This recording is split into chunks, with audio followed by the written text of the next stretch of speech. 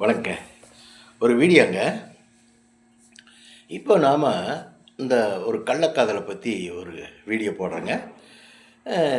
அருமையான தம்பதிகள் இருக்குது.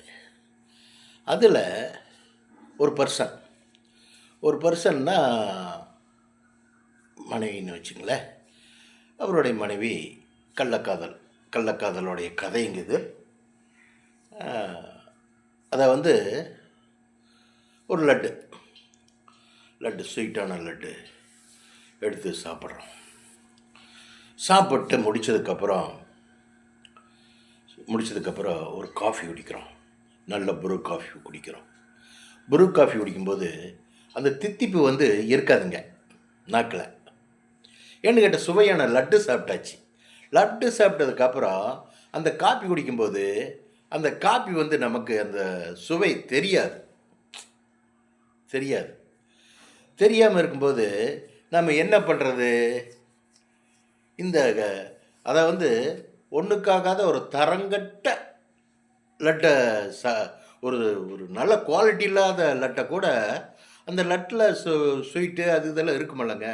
குவாலிட்டி இல்லாட்டியும் கூட ரொம்ப கேவலமான லட்டாக இருந்தால் கூட அது சுவையாக இருக்குமே. அந்த லட்டை சாப்பிட்டதுக்கு இந்த உயர்ந்த காஃபியை குடித்து அதனுடைய சுவையை கெடுத்து போடுச்சுங்க இந்த லட்டு எப்போ நம்ம தூக்கி வீசுகிறோம்ல வேண்டான்ட்டு, அப்போ தாங்க இந்த காஃபி குடிக்கிறதோடைய காஃபி குடித்தா சுவை தெரியும். அந்த காஃபினுடைய மரியாதை, அந்த காஃபினுடைய மகத்துவம் உங்களுக்கு அப்போ தான் புரியும்.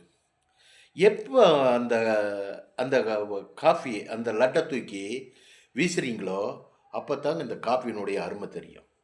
அப்படின்னு என்ன அர்த்தங்கன்னா, எப்போ அந்த கேவலமான வேலையை இந்த மனசுலேருந்து தூக்கி வீசுகிறீங்களோ அப்போ தான் இந்த கணவனுடைய அருமை தெரியும்னு சொல்ல வர்றேன். சரிங்களா? பார்த்துங்க. குடும்பம், வாழ்க்கை, நம்ம 100 பேர்த்து மத்தியில் 50 பேர்த்து மத்தியில் நம்ம கைப்பிடிச்ச கணவனுங்க. அந்த கணவனுக்கு நாம் கேவலமான லட்டெல்லாம் சாப்பிட்டு அவருக்கு அசிங்கப்படுத்தக்கூடாதுங்க. என்னங்க, அவரே அருமையான ஒரு ஆள். ஏங்க இந்த மாதிரியெல்லாம் பண்ணுறோம்? நம்ம கொஞ்சம் நினச்சி பாருங்க. வாழ்க்கை அந்த லட்டு மாதிரி தான். ஃபஸ்ட் கிளாஸ் காஃபி நம்ம வீட்லேயே இருக்குது. அந்த காஃபி நிரந்தரமாக குடிக்கிறதுக்கு நாம் இருக்கிறோம்.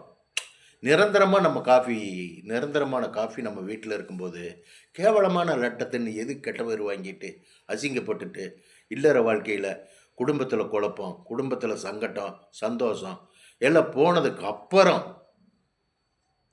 வந்தால் அது நல்லாவா இருக்கும்? சுவை இருக்காதல்லவா? கொஞ்சம் யோசனை பண்ணுங்க. சரிங்களா? பெண்மைன்னா பெண்மை மாதிரி இருக்கணுங்க. சிலதுக்கெல்லாம் நம்ம அடிமையாகிடக்கூடாது. சீ அப்படிங்கிறது ஒரு கெத்தாகவே இருக்கணும். வாழ்க்கையில் கெத்தை விடவே கூடாதுங்க. சரிங்களா? வச்சுட்டுங்களா? ஓகே.